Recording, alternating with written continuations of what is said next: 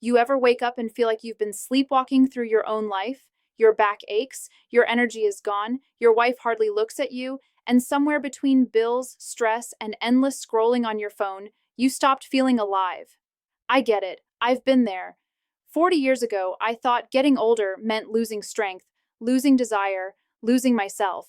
But here's the truth most men never hear. It's not the years that kill your vitality, it's disconnection from your body, from your woman, from your purpose. You don't need another pill, another gym membership, or another doctor visit to fix yourself.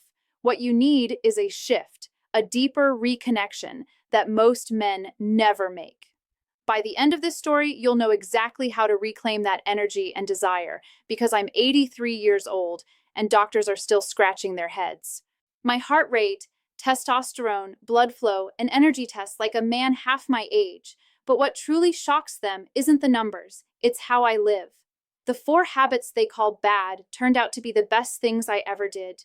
Before you scroll away, ask yourself, when was the last time you felt truly desired by the woman you love? When was the last time you woke up with hunger, not for food, but for life itself? If you can't remember, this might be the most important few minutes you spend all week. I'm Dr. Emma Blake. For over 20 years, I've worked with men and couples, helping them rebuild intimacy, confidence, and vitality when they thought it was gone forever.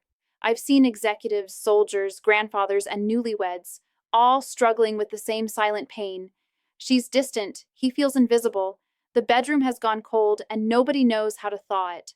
When I met Henry, he was 79, limping, tired, and certain his best years were behind him. 4 years later, at 83, he's stronger, more passionate, and more connected than men half his age. The so-called bad habits he discovered are the same principles any man can use to rebuild his body, desire, and marriage from the inside out.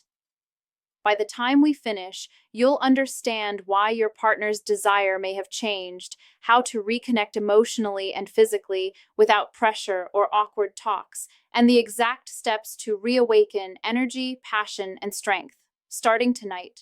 What Henry didn't realize, and what most men never do, is that his body wasn't betraying him. It was responding to years of emotional disconnection, stress, and unspoken resentment.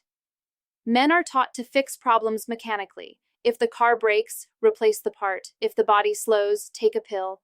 But relationships and vitality don't work like engines. They work like ecosystems. Neglect one part, and everything wilts. Henry's problem wasn't just physical. It was in the story he told himself about being a man. Strong, silent, self-sacrificing, which had become a cage. Escaping it required 4 small, rebellious acts doctors still can't explain. Most men ignore their body's whispers. Exhaustion, low drive, the ache in the chest when she pulls away. They bury it under work, telling themselves, it's fine, it's just age, it's just stress. But each time you ignore it, the body turns the volume down until you feel nothing. No joy, no passion, no intimacy, just numbness. And that's what kills connection, not age, not rejection. Henry tried diets, cardio, even testosterone shots. Nothing worked because you can't medicate a soul starved for connection. Then came the morning that changed everything. Henry, 79, did something his doctors warned against. He went for a walk. You might think, a walk? That's hardly revolutionary. But it wasn't the act, it was the choice. Knees aching, back tight, energy low, he stepped outside, breathing deeply, feeling the sun on his face, the smell of wet earth after rain, and realized he was alive. Not half alive, not surviving, but fully alive. Doctors had warned him to conserve energy, but the body responds to signals, not intentions.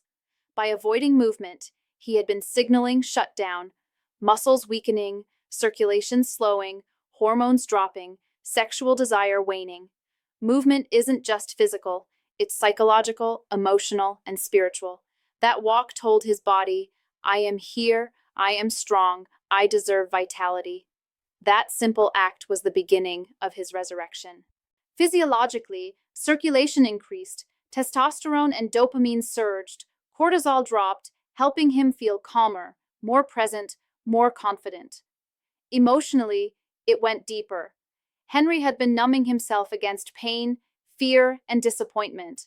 By moving for himself, he reclaimed agency, the foundation of desire.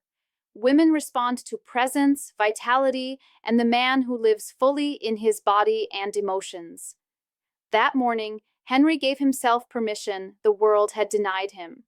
Pause and ask yourself, when was the last time you did something purely for yourself, without fear of judgment? Society teaches men to sacrifice constantly for career, family, appearances, but safety kills vitality, comfort kills desire, routine kills passion. Henry's bad habit was rebellion against safety, and it worked. This isn't just Henry's story, it's a blueprint. You can start tonight. Move your body for yourself. Walk, run, lift, stretch, swim. Focus on your breath, your heartbeat, your senses. Do it without guilt, without pressure, without thinking about anyone else. This is the first step toward reclaiming physical and emotional vitality. Movement was only the beginning. Henry realized he had been disconnected from his emotions as much as his body. Grief, frustration, longing, all buried under decades of responsibility. Emotional numbness is the silent killer of desire. Disconnection lowers testosterone. Suppression raises cortisol. Avoidance kills intimacy. He needed to face these feelings gradually, methodically, honestly. That's where the second bad habit emerged, breaking emotional restraint. Henry repeated his walks every morning, deep breaths, observing the world, signaling to his body, I am alive, I am capable, I am deserving of connection and desire. Repetition isn't glamorous, it's the bedrock of transformation. What small act can you repeat today, tomorrow, and the next day that tells your body, I am alive, I am worthy, I am desired? His second habit, emotional honesty, shocked friends and family. It's counterintuitive, but crucial for intimacy.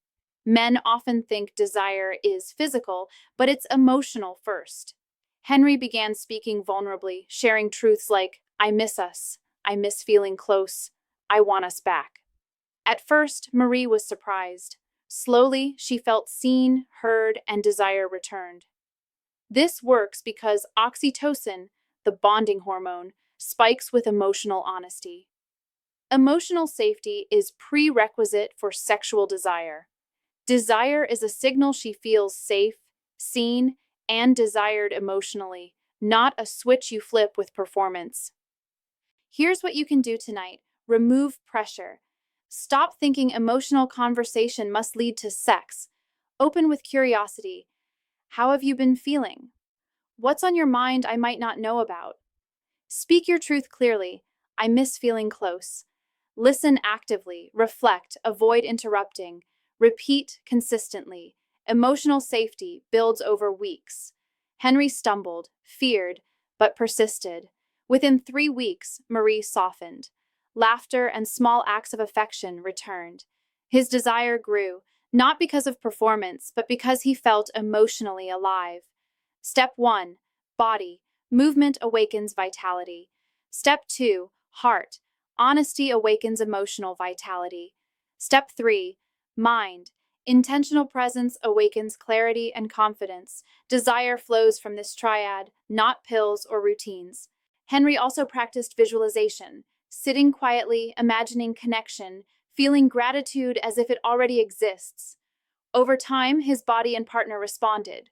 The first 2 habits, movement and emotional honesty, were transformative. The third habit, more subtle, psychological, and counterintuitive, involved breaking the rules of pleasure itself. Doctors, friends, and family said, stop this, you're too old. Yet it unlocked levels of vitality, intimacy, and desire he thought were lost forever. And that's the key for you. Transformation doesn't require luck, youth, or money.